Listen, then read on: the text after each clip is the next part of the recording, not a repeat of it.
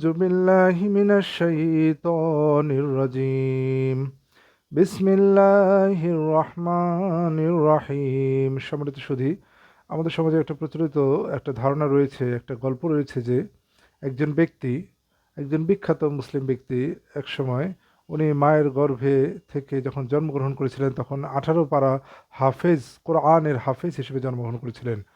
আমরা তার নাম শুনে থাকি, অনেক সময় বলা হয়ে থাকে যে হজরত আব্দুল কাদের জিলানী রহমতুল্লাহ আলাই, উনি 18 পারা কোরআন এর মুখস্থকারী হিসেবে, হাফেজে কোরআন হিসেবে মায়ের পেট থেকে জন্মগ্রহণ করেছিলেন। এই কথাটা খুব প্রচলিত রয়েছে তাদের অনুসারীদের মধ্যে। আসলে চলুন আমরা পবিত্র কোরআন থেকে দেখে নেব যে এই জাতীয় মিথগুলি, কুসংস্কারগুলি বা গল্পগুলি আসলে কতটুকু সত্য। আমরা আগেই যেহেতু বলে ফেলেছি এগুলো মিথ বা কুসংস্কার, আসলে এগুলো একেবারেই সত্য নয়। চলুন আমরা কোরআন থেকে জেনে নেব সরাসরি আসলে কোনো শিশু যখন মায়ের গর্ভ থেকে জন্মগ্রহণ করে তখন সে কি কোনো কোরআনের হাফেজ হিসেবে, কোরআনের মেমোরাইজার হিসেবে জন্মগ্রহণ করতে পারে কি না। চলুন এই বিষয়ে আমরা চলে যাব সূরা নাহল 16 নম্বর সূরা 78 নম্বর আয়াতে আল্লাহ তাআলা বলতেছেন, ওয়াল্লাহু আখরাজাকুম মিন বুতুনি উম্মাহাতিকুম লা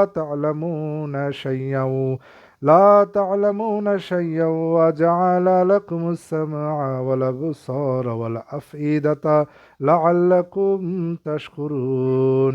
আর আল্লাহ তোমাদেরকে বের করেছেন তোমাদের মাতৃগর্ভ থেকে এমন অবস্থায় যে তোমরা কিছুই জানতে না।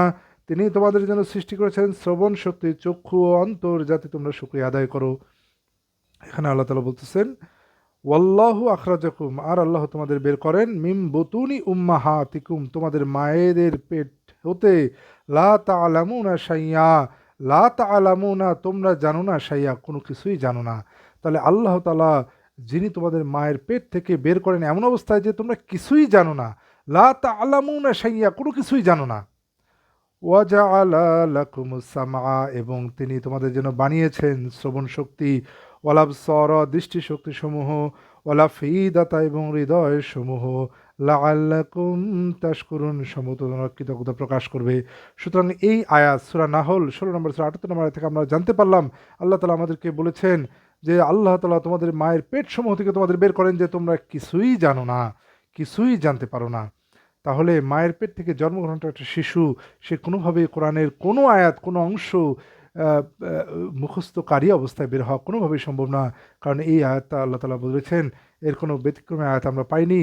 আমরা এই আয়াত যে উম্মতে মুহাম্মাদিকে, যে নবীজি করিম সাল্লাল্লাহু আলাইহি ওয়াসাল্লামের উপর নাজিল হয়েছে, এরপর থেকে আজ পর্যন্ত এমন কোনো শিশু জন্মগ্রহণ করা সম্ভব নয় যিনি পবিত্র কোরআন বা কোনো কিছুই জানা অবস্থায় জন্মগ্রহণ করবেন। কারণ আল্লাহ তাআলা বলেছেন এরপর তিনি তোমাদের সৃষ্টি করেছেন শ্রবণ শক্তি, চক্ষু, অন্তর, যাতে তোমরা শুকরিয়া আদায় করো। তাহলে যে গল্পটি, যে কথাটি প্রচলিত রয়েছে আমাদের সমাজে বিশ্বাস হিসেবে, সেটি সম্পূর্ণরূপে ভুল। যে কোনো একজন ব্যক্তি তার মায়ের পেট থেকে 18 পারা কোরআন সহ, মুখস্থকারী সহ বের হয়েছিলেন, এটা শতভাগ ভুল, বা এরকম কোনো ঘটনা করার কোনো সম্ভাবনাই নেই। কারণ আল্লাহ তাআলা এটা পরিষ্কার করে দিয়েছেন সূরা নাহল 16 নম্বর সূরা 78 নম্বর আয়াতে। আশা করি আপনারা বুঝতে পেরেছেন।